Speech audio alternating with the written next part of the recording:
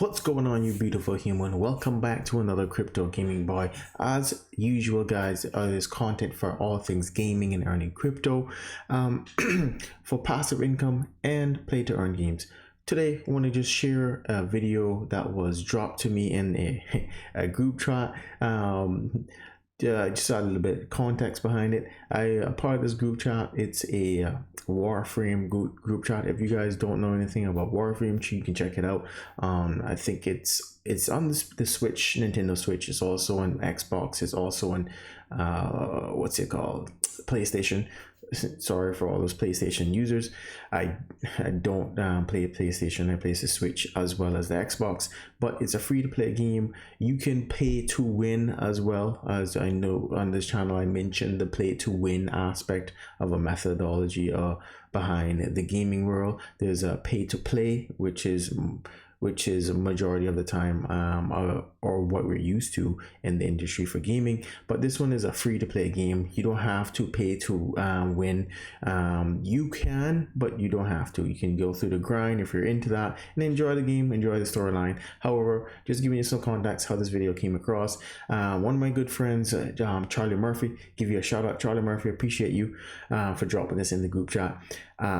This thing I want to just bring this out to you guys to have mental awareness behind where our government is going towards changes in our lives in the future, and how they think it's best to help control economy or help changes in the economy or sustainability.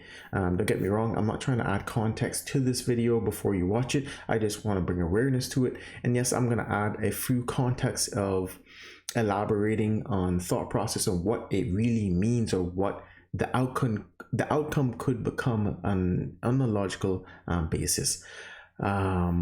Not by inflating the whole meaning of what they're trying to do. So enough of me talking. If you are new here, please hit that subscribe and turn on the notification bell so you can just get in on the next one. So we're just going to move straight into the video.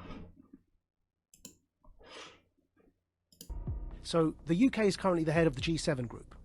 That's the world's most economically advanced countries. And the UK currently chairs the G7 group. Our Chancellor, who does our economy, called Chancellor of the Exchequer, his name's Rishi Sunak. He put out this video saying that what they want to do is bring in this thing called the central banking digital currency. They want to replace fiat paper money with digital money as a competitor to Bitcoin and crypto money, right? But instead of being decentralized currency, it will be controlled by a government. It's digital currency, but controlled centrally through the banks, Bank of England. So instead of having a bank account with whatever, HSBC or Bank of America, you'll have a bank account directly with, in the American context, with the Fed. In the UK, directly with the Bank of England. You have a personal bank account, and you're given digital money in that bank account. These are called central banking digital currencies. The Chancellor of the Exchequer in the UK has already announced their intention to do this as the G7 group. And these, if you look up... this sounds terrifying. If you look up the Telegraph newspaper, central bank digital currency, is that the one down below? Digital currency should be programmable. See that one there? Yeah. Now what they're doing is they're saying, you know, everyone knows that with inflation at over 5%, it's now 5.4%, right? Our fiat money, the paper money, is increasingly becoming worthless, and we're headed towards a big disaster. The Fed wants to raise interest rates. I just want to bring food for context, guys. When I'm not sure who this guy is. I'm not sure where this video originated from, but when some of the context, which I will provide later on, it must have been a while ago, because based on some rates that I've checked recently, has been increased even more than this video. So this video had probably came out a while ago, and someone put all the collabs and everything else together of context and visuals for you. But what I want to bring context is that it's good to see that the government or governments are moving in the direction of cryptocurrency, because since Bitcoin came out, it was an uproar of should it be banned, should it be regulated, the whole 9 yards. But now you see a good structure are understanding that it is going to be adopted, and this group called the G7 is trying to find a way in order to make that adoption not a problem.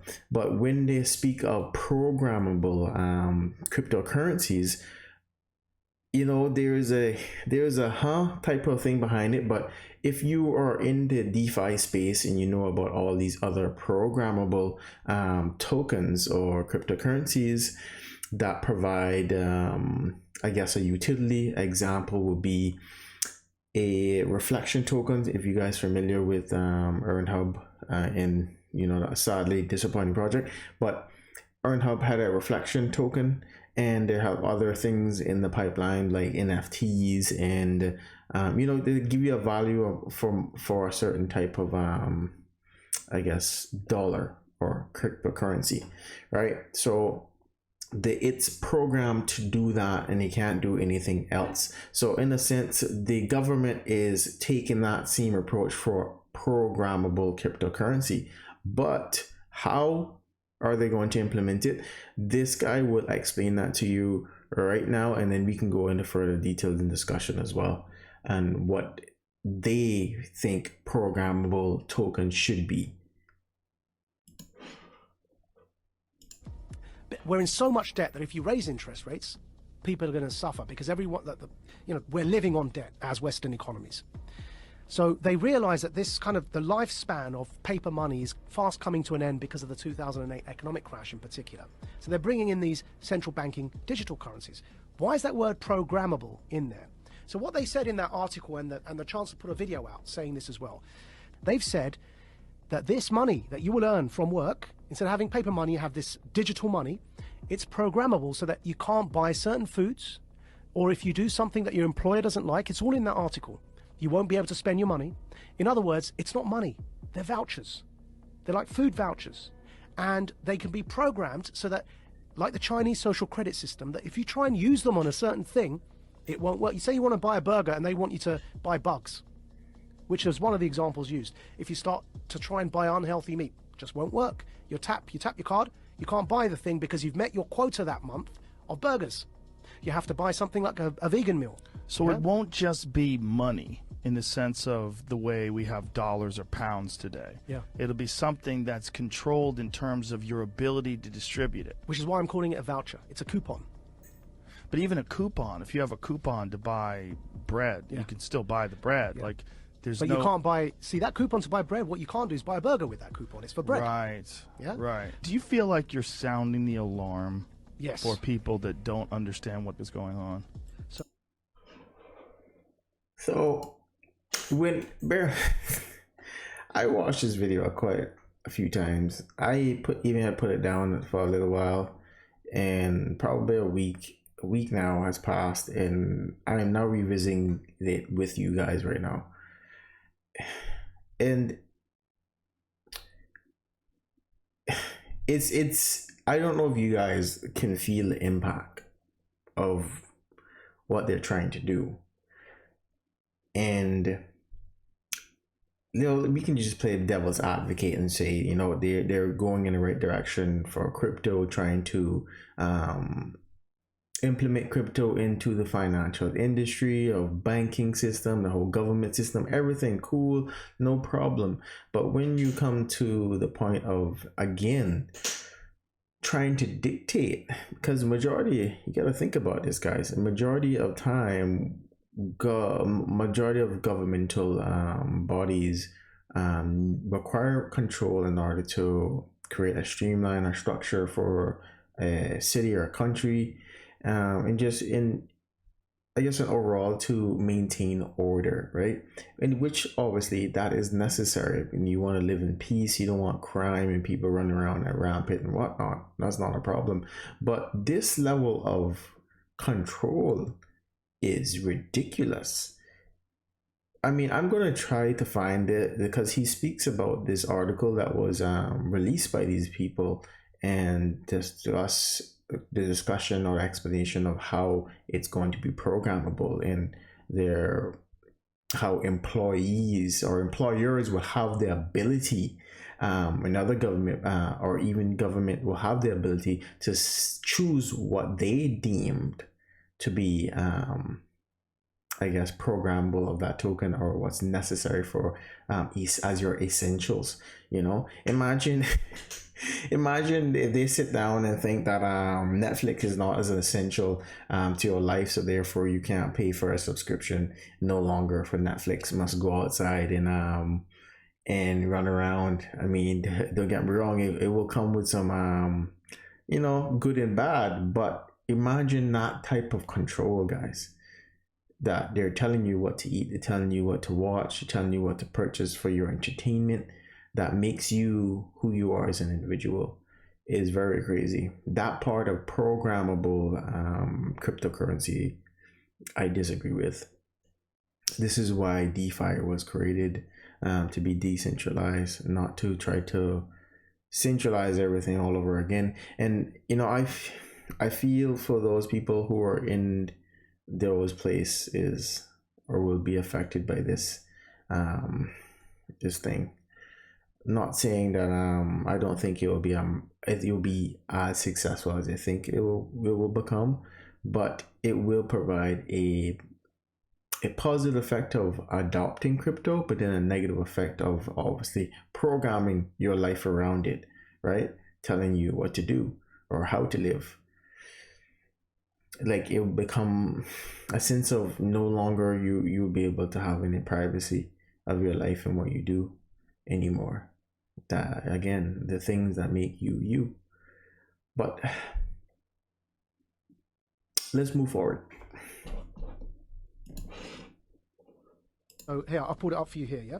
So there's the video. The group of the world's 7 most advanced economies, the G7, is launching a set of public policy principles for retail central bank digital currencies, CBDCs. Central bank digital currencies could be a digital version of money, a bit like a digital banknote that could be used alongside... Right, so that's the guy who runs our economy in the UK. His name's the Chancellor of the Exchequer. And here is the article. Bank of England tells ministers to intervene on digital currency programming, yeah? And here's a quote from the article. Digital cash could be programmed to ensure it is only spent on essentials or goods which an employer or government deems to be sensible. Holy shit. I'm going to take it one step further for you, Joe, right? So the checkpoint Charlie exists everywhere.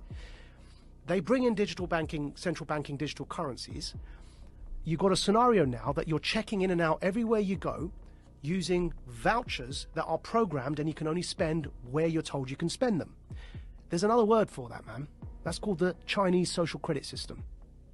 So what they are telling us, and when I say they, who's they? People in power. That's the head of our economy, the Chancellor of the Exchequer, second most powerful person other than the Prime Minister and maybe the Foreign Secretary in the UK, right?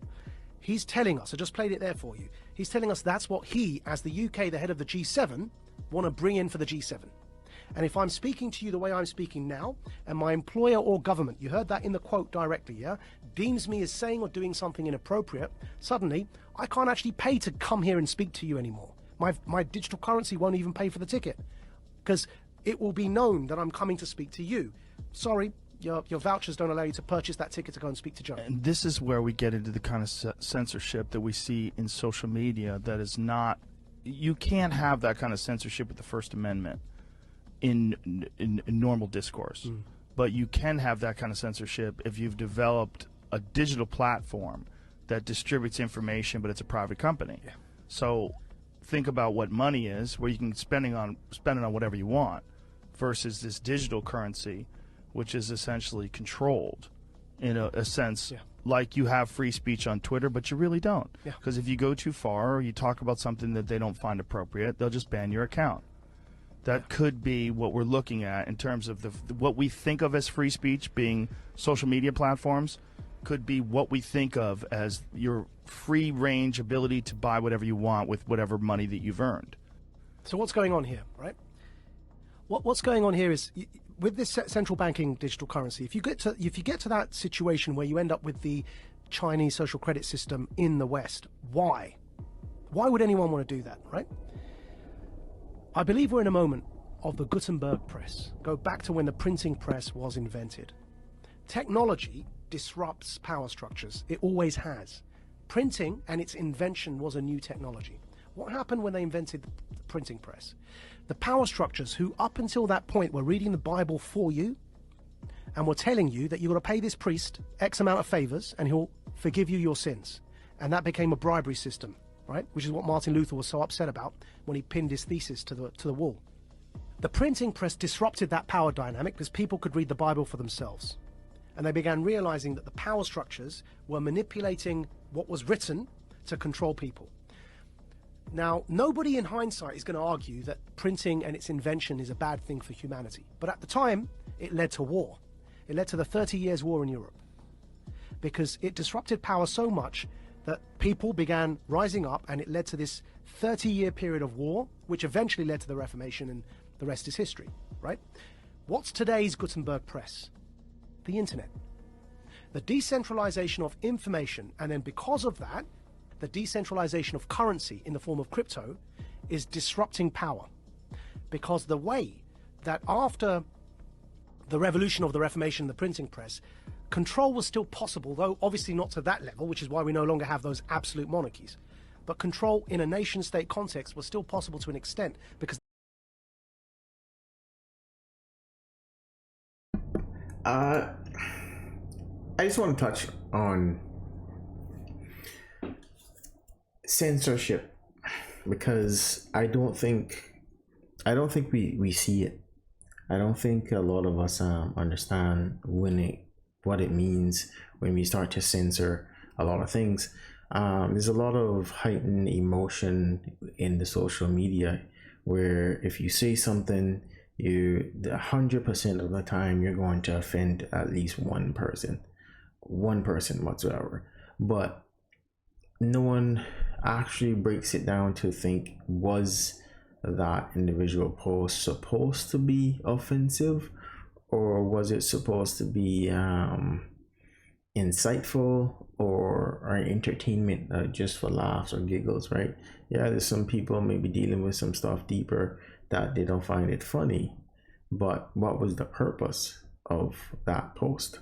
Because a lot of things that we see and that are these so said private platforms like Twitter, Facebook, TikTok, I don't know what else you guys thinking of, Snapchat. If you say certain things, if you don't know this, your group or your profile will be flagged for that certain thing that you would say, and it'll be monitored for that level of censorship as well. There's posts that when you post it on social media, it can be automatically deleted, and they say that you can't say certain things or certain words on social media. It's a lot of censorship for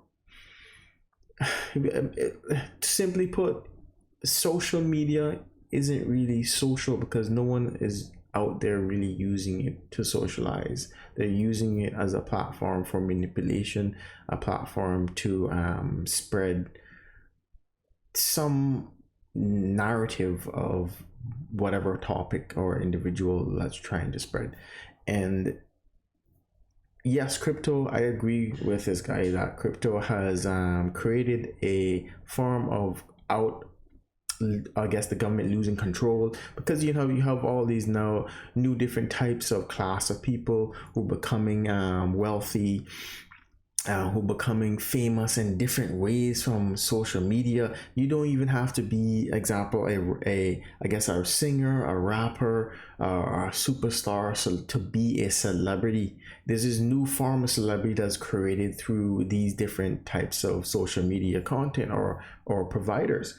And each time that we continue to, I guess, be more aware of the culture and religions of everybody all over the world, because there's so many different cultures who use these applications now, and I don't think no one sits there and think about, hey, maybe I have to respect what someone else is showing on this same social media platform rather than getting offensive or trying to silence them or cancel, or the whole cancel culture of offending someone else, because it goes both ways. If you come up to me and you do something I don't like, just because I don't talk about it doesn't mean I don't want to see it. But however, I chose to accept it because the platform should be used equally for your content as well as mine. I just don't have to watch your content, just like you don't have to watch mine. But when it comes to a level of you trying to silence someone because you're offended by something they said, is ridiculous, because at the end of the day, it's their right to do it, because obviously they wouldn't have the right to use a social media platform to post it in the first place. It's their right to do it. Not saying it's whatever they're saying to hurt someone, if that's their intentions, is correct or right. However, the whole, I guess line in the sand that I'm trying to say is that if it offends you, you don't have to watch it, of course. But why are we trying to deem ourselves, or certain people, certain individuals trying to deem themselves to be, I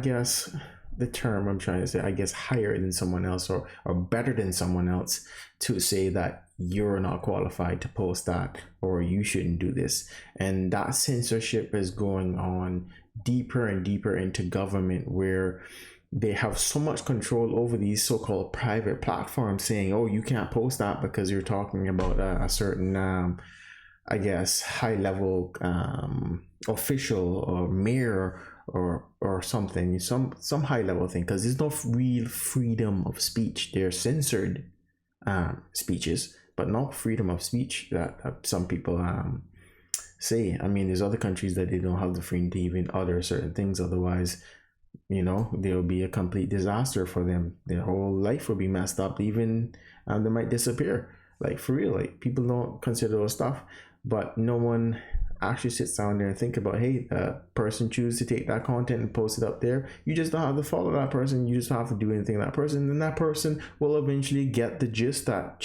nobody want to mess with you no more because you talk shit and people don't like it. That's simple as that. But censoring them is not helping, because when it happens to you, then you want to complain, then you want to go on about the everything else. But anyways, that censorship needs to stop, in my opinion, across the board for everybody, because if we are continuing to do it, then government is gonna slowly or higher people with power are going to slowly slip on in and do the same thing. And then when you find yourself up against that corner, or in that opposite side of, why is my post being deleted? Why am I being censored? I was only just trying to share something. Like, for example, I had this post on Instagram years ago, and it got taken down because there was a song being played in the background, which I was not trying to shoot. I was trying to shoot something else, and the facility was not owned by me.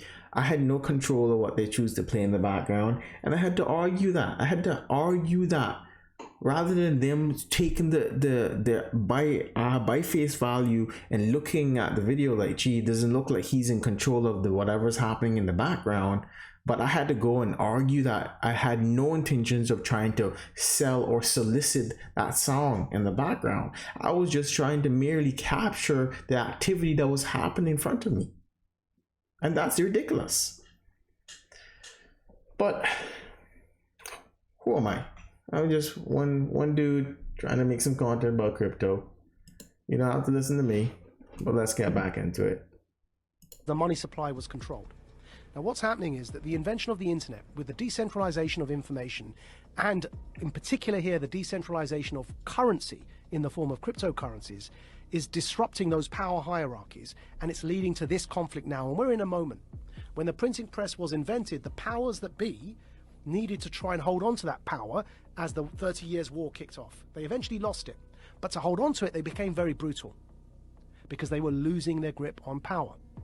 Today, to have the infrastructure in place that you can have a checkpoint Charlie society, so that when the central banking digital currencies are in place, that infrastructure is already there, because people were so scared they voluntarily allowed you to put that in place, so that you can maintain your grip on power. Because what's coming around the corner is the decentralization of everything, of media, therefore of narrative, and of course, remember, whoever defines the truth gets to define reality.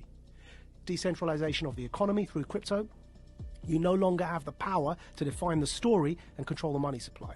So the powers that be, who are losing that power, need to clamp down. They're clamping down on their own children because we are people who are born of the West. So it's an internal civil war in a hybrid war context over truth and over information. Centralization versus decentralization. It's no longer about left or right. It's about up versus down. It's about power versus those who don't have power.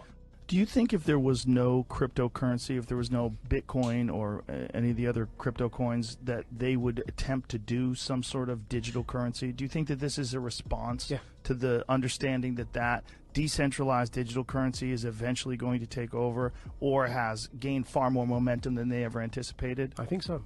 And also decentralized media, because you can't control the narrative. Right. Now, we will get out of this because ultimately it's a numbers game. And ultimately, in times like this, you end up fighting against your own sons, right? It's those in power fighting their own people. And eventually, the people, are, by sheer numbers, end up becoming the people in power, right? So in the long run, we may well end up in a decentralized world, which will be much better. But as I say, that to get there, we have to get through this period of those in power attempting to hold on to that power.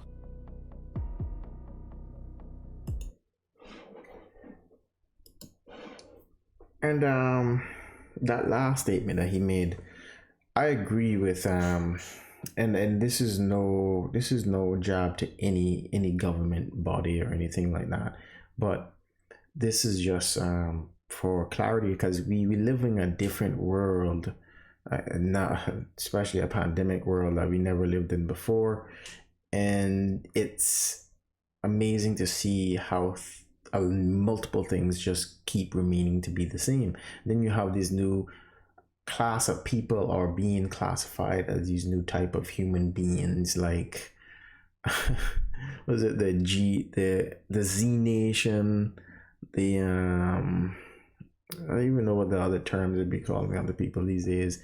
Those people who think past the point of into the future and think of these possibilities that others may think it's unreachable, which I don't think it is. I think we can go further and further every time.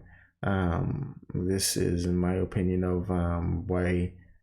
I mean, I think I mentioned this before. I do believe in Christ. I am a Christian, and I think this is why we were created, to have free will to, enjoy the world of what the Lord placed us in. That's just how I think. And I don't think that we are supposed to have limits. And a lot of our old thinking or old government or people of older age, obviously, because those are the ones who are, majority of them obviously is running the government or governments. And I think new blood, in the sense of new thought processes, should be welcomed, but it doesn't seem to be welcomed. It just seems to be how can I bring on this new project with still being in control. There's always talks about young people are our futures, but then you're not giving, and I know this across the board of all over the world, they're not giving the young people the opportunity to be the future. They're always saying that they are, but they're not giving them the opportunity to be that future. It's always some level of control that they want to be in power still after they are no longer in power. I don't know how that works. You can't expect to have your cake, and I don't think people understand that. You expect to have your cake and eat it too is not possible. For example, if this was a piece of cake, I have it, yeah, but if I eat it, I will no longer have it. So that's that concept. How could you say one thing and then you expect to have the other as well? It's not possible. It's one or the other. You can have it for the rest of your life, or you can eat it and it's gone. But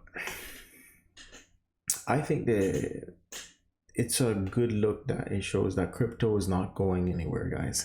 That's the first positive that you can take from this video, that it's not going anywhere.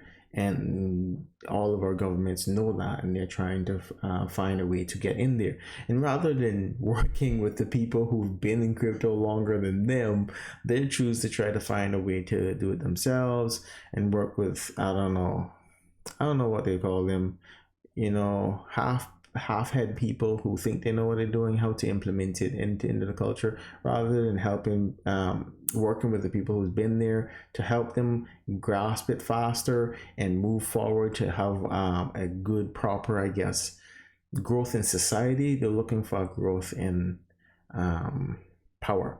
So they're just there for the wrong reasons, in my opinion.